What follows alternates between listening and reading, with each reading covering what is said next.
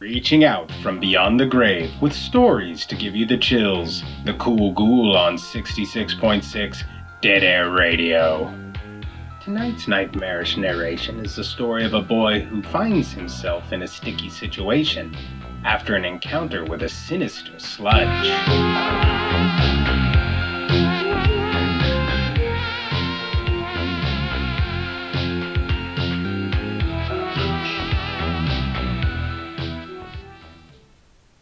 Hey there, groovy ghoulies. It's your abhorrent announcer, the Kool Ghoul.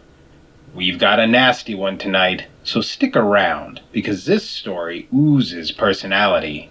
Alright, lucky number 13, you're on the air. The summer was uncommonly hot for early June in the Pacific Northwest. A muggy heat settled into the gorge, an oppressive dampness you couldn't escape.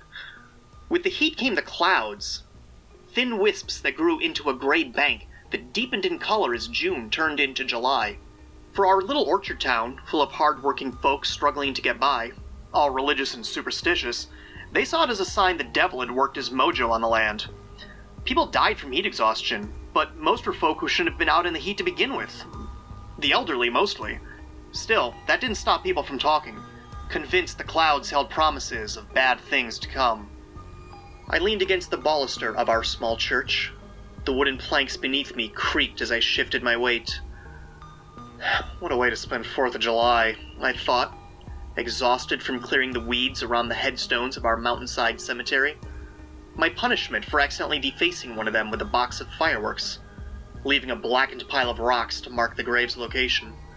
The pastor had caught me in the act, confiscating my box and calling my parents. The old tattletale. "Already you're calling it quits?" said Walter, walking up from the tool shed. "I don't blame you. This heat is something else. You know 5 people died this week?" He pulled a handkerchief from the breast pocket of his overalls and dabbed his forehead. Walter was the groundskeeper, a bald man whose skin hung like loose aged denim. "Lord knows why Pastor Jackson saw fit to have you working in this heat." He pocketed his handkerchief. "Why not grab us both a cola from the fridge?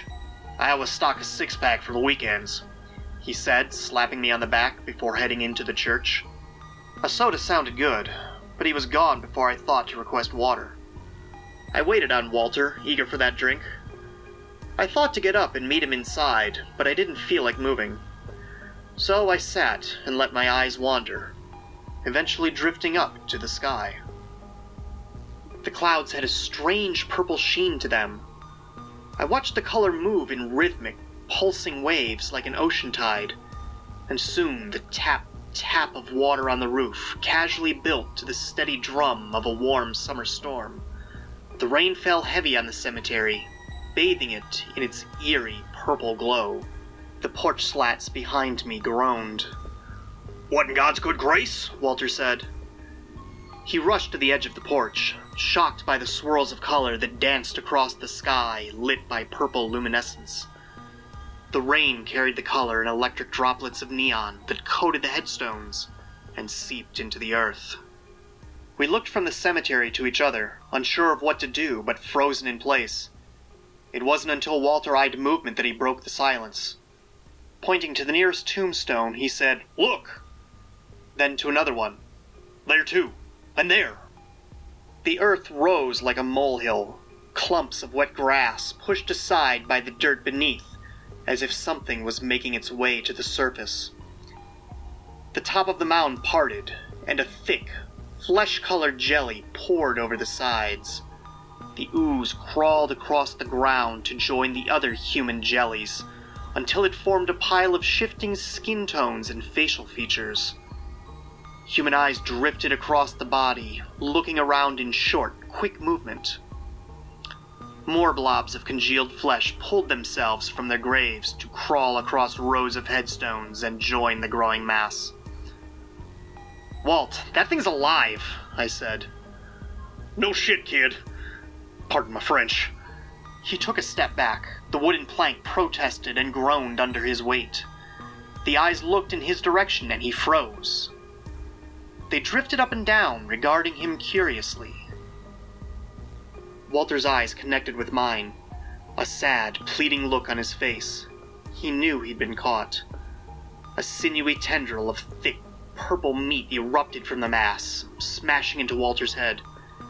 His neck snapped with a pop. The tendril pulled taut and yanked him forward. Stubby, fat hands gripped Walter's body and pulled him off the steps and into the flesh.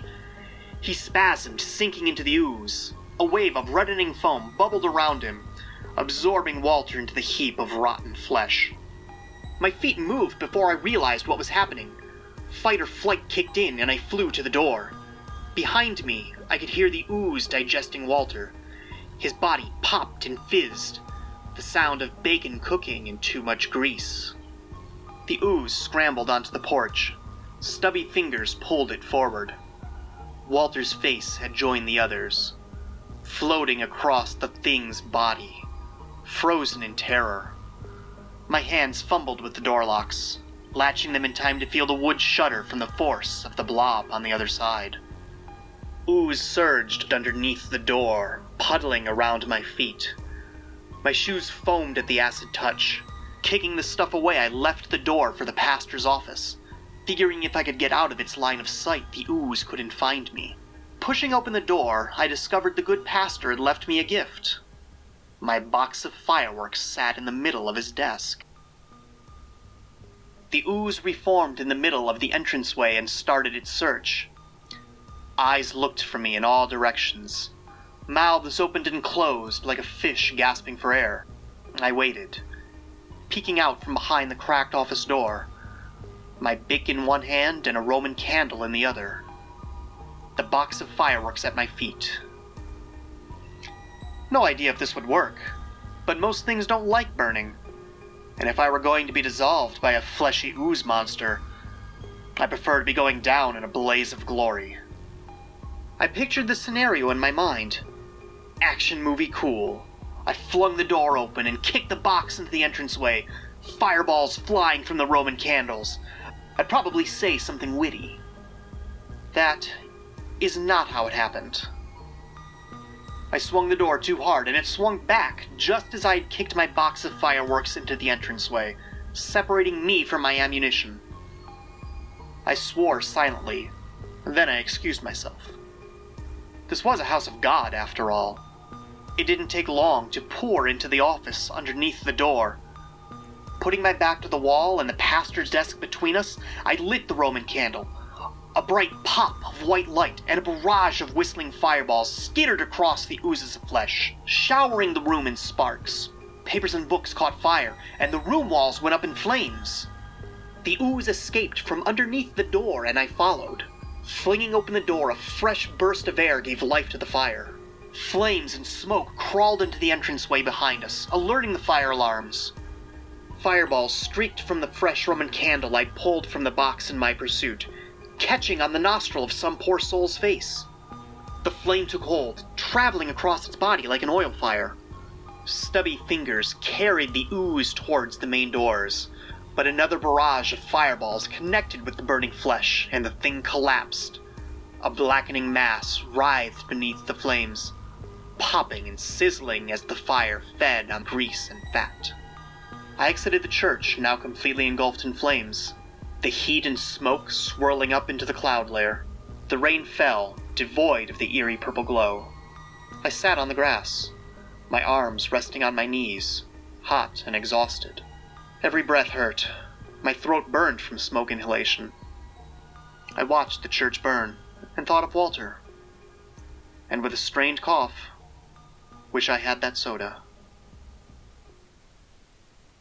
Thanks for calling. What kid doesn't love to play with slime? Of course, that was a far more menacing mucus than any store-bought brand. But I saved the potential to be digested by your toy Bill's character. Maybe I'm old-fashioned. Well, that's it, Groovy Ghoulies. If you enjoyed the show, give me a like and subscribe for more spooky content. And click that little bell icon so you know when the next show is out. As always, I'll be waiting right here for the next 13th Caller.